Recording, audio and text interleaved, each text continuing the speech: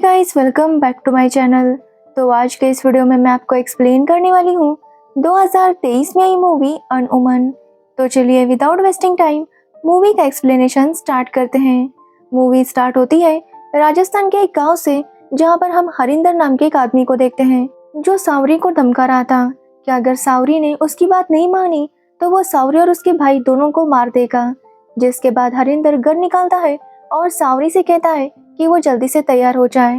यहाँ पर हमें पता चलता है कि हरिंदर सावरी को शादी के लिए बेचने वाला था, लेकिन सावरी उसे मना कर रही थी।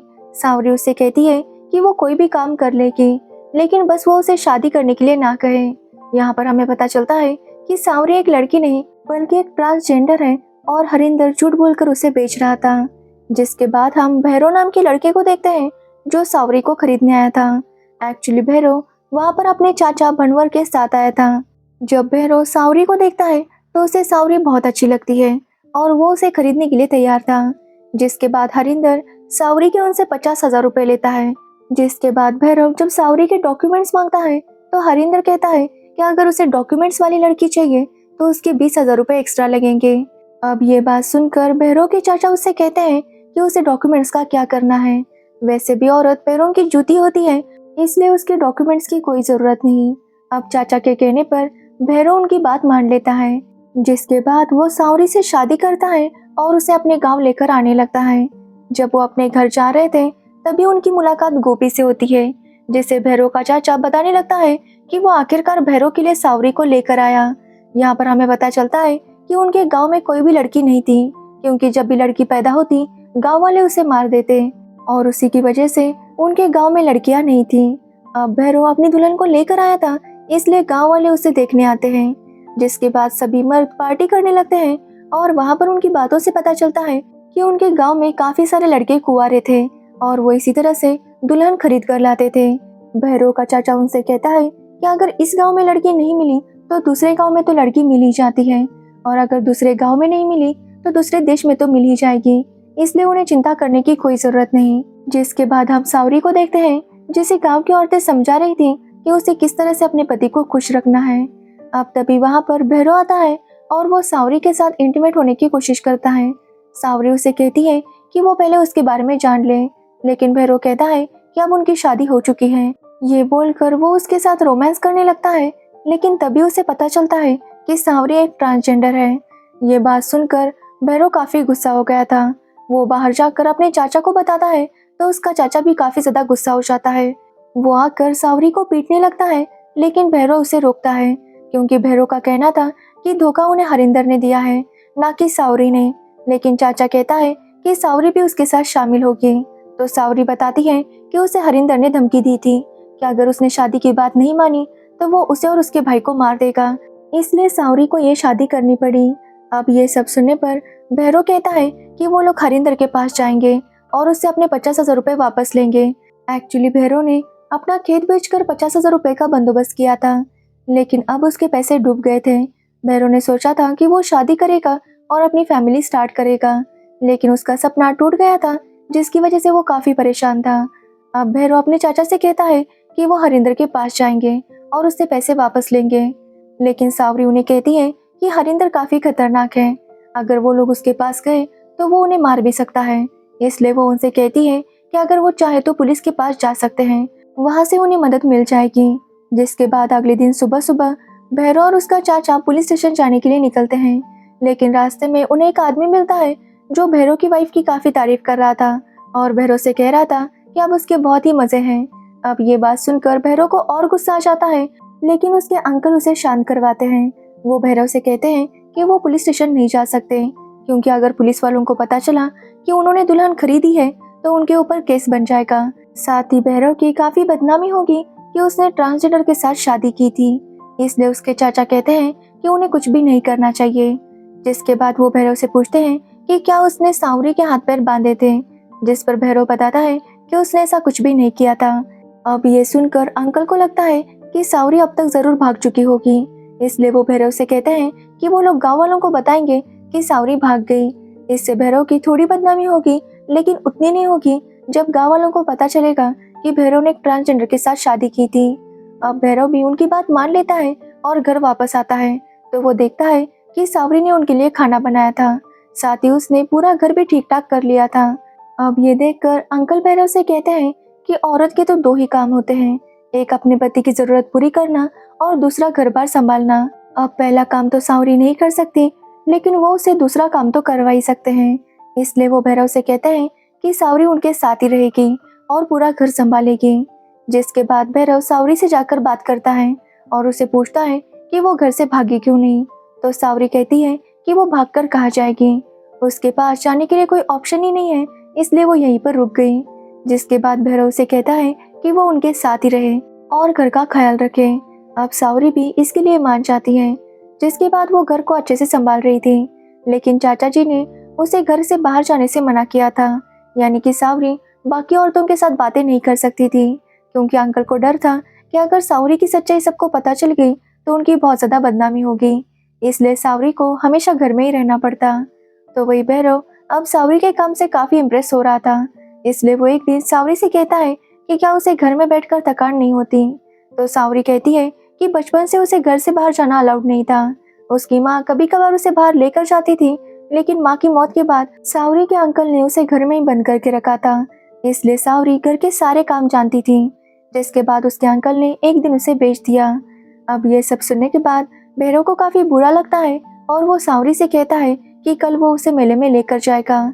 जिसके बाद जब भैरव अगले दिन मेले में जा रहा था, तभी वो गिर जाने का नाटक करता है। अब भैरव वहाँ पर कारपेट बेचने जा रहा था और उसकी कमर में दर्द था, इसलिए अंकल कहते हैं कि वो सावरी को लेकर जाए, सावरी सारा सामान उठा लेगी। और इस तरह से भैरव सावरी को मेले में लेकर जाता है। वहाँ पर सावरी फॉरेनर्स को कारपेट बेचने लगती है और वो इतने अच्छे से बेच रही थी कि उनके सारे कारपेट्स बिक जाते हैं। ये देखकर भैरव काफी इम्प्रेस हो गया था। जब वो दोनों वापस आ रहे थे तो प्यार भरी बातें करने लगते हैं और कहीं ना कहीं भैरव और सावरी अब एक दूसरे को पसंद करने लगे थे। जब वो दोनों घर आते हैं तो भैरव अपने अंकल को बताता है कि आज उसने 3,000 रुपए कमाए। ये सुनकर उसके अंकल भी काफी शॉक थे और काफी खुश भी। वो भैरव को 50 रुपए देते हैं और बाकी सारे पैसे अपने पास रख लेते हैं। ये देखकर सावरी समझ नहीं पाती कि भैरव ने अपनी सारी कमाई अपने अंकल को क्यों दे दी। तो भैरव कहता है कि उसने 6,000 रुपए कमाए थे, जिसमें से उसने 3,000 रुपए अपने अंकल को दिए और बाकी 3,000 फ्यूचर के लिए रख लिए। ये सुनकर सावरी भी खुश हो जाती है। जिसके बाद भैरव सावरी के करीब आने की कोशिश करता है और सावरी भी उसे नहीं रोकती। जिसके बाद वो दोनों इंटीमेट हो जाते हैं। अब सावरी और भैरव दोनों साथ में काफी खुश थे और उनका रोमांस भी काफी अच्छा चल रहा था, लेकिन भैरव के अंकल को इसके बारे में कुछ भी पता नहीं था। अब एक दिन भैरव के अंकल को गांव के कुछ लोग पूछने लगते हैं कि सावरी अब तक प्रेग्नेंट क्यों नहीं हुई। अब ये बात सुनकर भैरव के अंकल चुप हो जाते हैं। जिसके बाद वो घर आते हैं और भैरव से कहते हैं कि वो गांव वालों को ये बताएंगे कि सावरी मां नहीं बन सकती और उसकी ट्रीटमेंट चल रही है, इसलिए वो उसे कहते हैं कि गांव के डॉक्टर से दवाई लेकर आए। अब भैरव ऐसा करने से मना कर रहा था तो उसके चाचा और उसके बीच में झगड़ा हो जाता है। जिसके बाद भैरव घर छोड़कर चला जाता है। जब वो थोड़ी देर बाद आता है तो उसने बहुत ज्यादा शराब पी थी, इसलिए सावरी उसके साथ कोई भी बात नहीं करती। जिसके बाद भैरव सावरी को बताने लगता है कि जब वो छोटा था तो उसकी माँ ने एक लड़की को जन्म दिया था, लेकिन जब ये बात उसके अंकल को पता चली तो वो काफी ज्यादा गुस्सा हो गए। उन्होंने डिसाइड किया कि उस बच्चे को कुछ भी खाने पीने के लिए नहीं दिया जाएगा। उन्होंने इस बच्ची को ना ही पानी दिया और ना ही दूध, जिसकी वजह से भूख से उस लड़की की मौत हो गई। तब भैरव कुछ भी नहीं कर पाया था। इससे उसकी माँ इतनी दुखी हो गई कि कुछ टाइम बाद उसकी भी मौत हो गई। और रही बात भैरव के पापा की, तो वो काफी ज्यादा बीमार पड़ गए थे, जिसकी वजह से उनकी भी मौत हो गई। उसके बाद भैरव को उसके चाचा ने ही संभाला था, जिसकी वजह से वो उनकी हर बात मानता था। भैरव कहता है कि वो बहुत ज्यादा डरपोक है। अब भैरव को इतना अपसेट देखकर सावरी उसके साथ मजाक करने लगती है। जिसके बाद वो दोनों फिर से रोमांस करने लगते हैं, लेकिन ऐसा करते हुए उनके अंकल उन्हें देख लेते हैं। जिसके बाद जब भैरव अगले दिन काम पर जाता है तो उसके अंकल सावरी के रूम में आ जाते हैं। वो उसके साथ जबरदस्ती करने लगते हैं और सावरी उन्हें रोकने की कोशिश कर रही थी, लेकिन वो उसकी बात नहीं सुनते और उसके साथ जबरदस्ती करते हैं। जब भैरव वापस आता है तो वो सावरी को देखकर काफी शॉक था। तब सावरी उसे सब कुछ बता देती है। अब ये बात सुनकर भैरव काफी शॉक था। उसे यकीन नहीं हो रहा था कि उसके अंकल ऐसा कर सकते हैं। वो बाहर जाकर अंकल को काफी ज्यादा पीटने लगता है। भैरव की आवाज सुनकर गांव वाले भी इकट्ठा हो जाते हैं। तो वही अंकल भी भैरव को पीट रहे थे कि वो उसके ऊपर हाथ नहीं उठा सकता। अब गांव वाले किसी तरह से भैरव को शांत करते हैं, लेकिन अंकल शांत नहीं होते। भैरव सबको बताने लगता है कि अंकल ने उसकी वाइफ के साथ जबरदस्ती की है, लेकिन अंकल कहते हैं कि उसकी वाइफ एक लड़की नहीं बल्कि ट्रांसजेंडर है। अब ये बात सुनकर गांव वाले भी काफी शॉक थे। गांव की औरतें जाकर सावरी को चेक करती है तो उन्हें भी सच पता चल जाता है, जिसके बाद गांव में पंचायत बुलाई जाती है और वहां पर गांव वालों का कहना था कि भैरव ने बहुत बड़ा पाप किया है। पहला पाप, उसने अपने पिता समान चाचा पर हाथ उठाया, और दूसरा पाप कि उसने एक ट्रांसजेंडर के साथ रोमांस किया। वो भैरव से कहते हैं कि एक आदमी और एक औरत ही संबंध बना सकते हैं, इसलिए जो भैरव ने किया है वो बहुत बड़ा पाप है।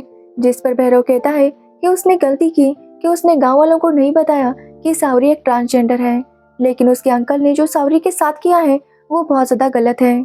लेकिन उसके अंकल कहने लगते हैं कि उन्होंने सावरी के साथ कभी भी कुछ गलत नहीं किया। वो कहते हैं कि उन्हें तो पता भी नहीं था कि सावरी ट्रांसजेंडर है, लेकिन जब शादी को 8 महीने हो गए और सावरी प्रेग्नेंट नहीं हुई तो उन्हें सावरी पर डाउट आया। इसलिए एक दिन जब उन्होंने देख लिया तो उन्हें पता चला कि सावरी ट्रांसजेंडर है और भैरव उसके साथ रोमांस कर रहा था। अब ये सुनकर गांव वाले सभी भैरव को चिढ़ाने लगते हैं कि लड़की नहीं मिली तो वो ट्रांसजेंडर के साथ ही रोमांस करने लगा, जिससे भैरव को काफी बुरा लगता है। ये देखकर सावरी सबको बताती है कि इसमें भैरव की कोई भी गलती नहीं थी।